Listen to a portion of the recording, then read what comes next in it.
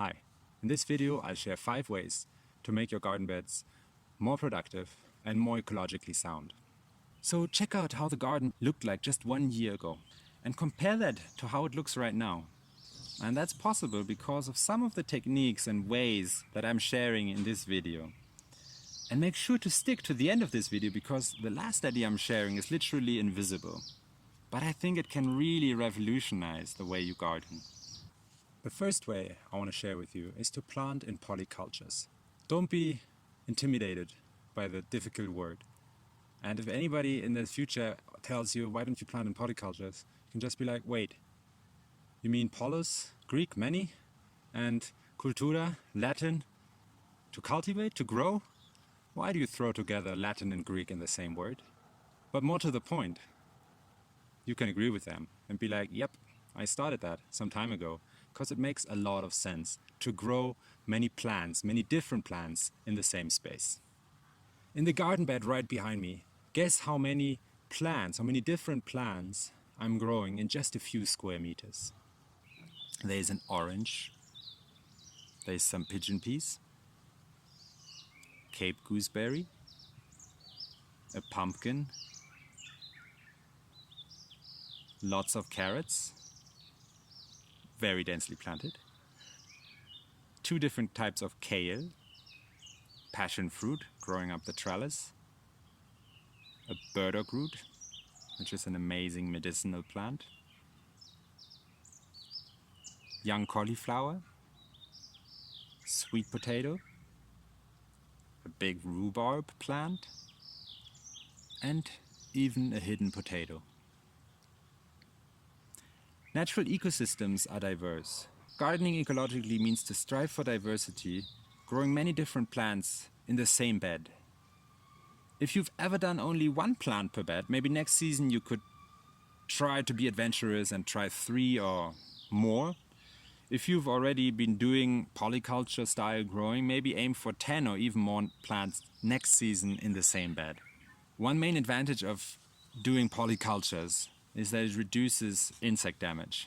Aphids, for example, love to jump from one plant to the next, multiplying like crazy. But if there's other plants with different shapes and smells in between what they like, they're going to have a much harder time. The second way or design principle that I want to share with you is to plant more densely. If you've ever heard of the biointensive method, then this will sound familiar to you. And the living mulch that planting very densely creates comes with huge benefits. So the first advantage of close plant spacing is that it creates a beneficial microclimate in between the plants and the soil. The soil is shaded out, and this really helps with retaining moisture in the soil and reducing watering needs. Just check out these 2 comfrey plants in my garden at midday.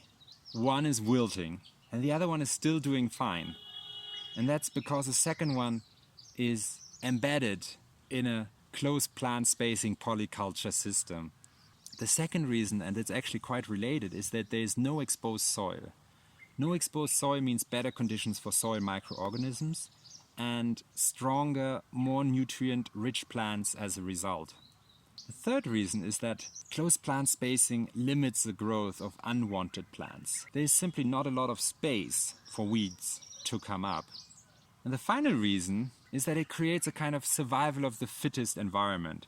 Only the strongest plants make it. This is particularly great if you are into seed saving because you can select for the strongest plants. The third way or design principle is to let weeds do their thing and not to always weed out everything and to pull out all the weeds that you see.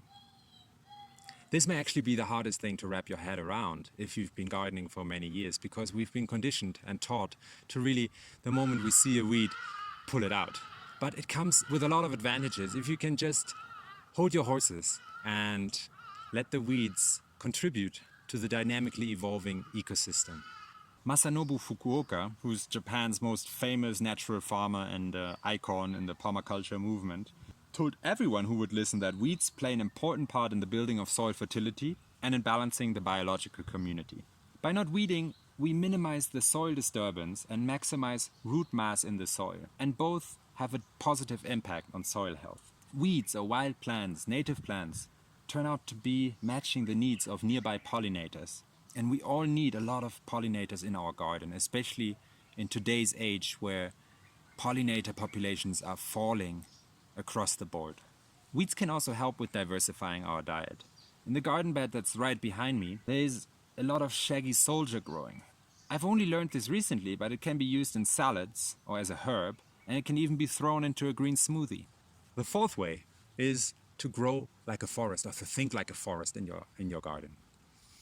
This one is something that I've been talking a lot about in my previous videos, and I'm just obsessed with the idea of growing our fruits and veggies in a natural way that imitates natural forest ecosystems. And this way we can help build soil, we can increase biodiversity, we can really improve habitat and build habitat for all the insects and birds and critters and snakes and elephants that we want in our garden systems. But most importantly, we can make use of the 7 layers of a forest to increase growing space and ultimately maximize yield. Let me share with you how I imitate a food forest 7-layer system in this garden bed. The productive tree is the citrus.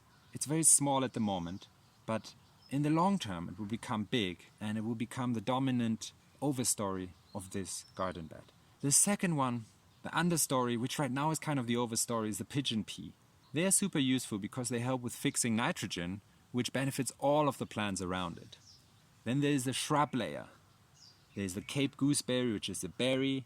Maybe if you're living in temperate climate, joster berries and currants would make a great shrub layer plant. And to me, even the rhubarb that I'm growing here feels somewhat shrubby. I'm also growing a climber here at the edge, which is the 4th layer. It's a passion fruit. The 5th layer is the herbaceous layer, so the non-woody plants. I'm growing kale and cauliflower. So this one is really for you to play around with and actually plant into your food forest garden beds annuals that you actually want to consume. The next layer is the ground cover layer, and that's the sweet potato. Finally, the 7th layer, the root zone. Here I'm growing a lonely potato, carrots and burdock root. All these 7 layers fill a potential growing space, allowing me to grow far more than a traditional garden bed design could. The 5th and final way I want to share with you is a little secret called Hugelculture. Hugelculture is another fancy term for mound growing. And the idea is that you put a lot of wood and pile it up and then cover that with some branches, some leaves, some compost, some topsoil, and you plant into that. And over time the wood decomposes and it acts as a slow release fertilizer, and most amazingly it acts as a kind of water battery or tank, because 1 unit of carbon can soak up to 4 units of water. And so especially in harsh, dry climates, it's really useful to start growing in Hugelculture mounds. Now the garden bed behind me is not a mound, but it's flat, and that's because I live in a subtropical climate where the sun is super intense and it's right above my head, 90 degrees, because we're living almost on the equator. So to minimize evaporation, we don't grow as a mound, but we have done it as a kind of trench system, and then we've backfilled it, but then made it level to the soil level. If you are living in a more temperate climate, then the recommendation is to really use a mound, because that actually maximizes the penetration of the sun, which is what you want if you actually look for more sun to hit your garden beds. I really encourage you to try out maybe one bed of a Hugelculture, and I put some links in the description of good practices and some good examples. And if you've started doing it, please let me know the results, and I'd love to share more with you and hear from you. Thank you so much for having stuck to the end of this video. I'm Jakob from Growing Small, and if you liked what you saw and if you got value out of it, I would really appreciate if you could subscribe to the channel, hit that notification bell, and just become a supporter so that Growing Small can grow steadily and small in the future. Thank you so much.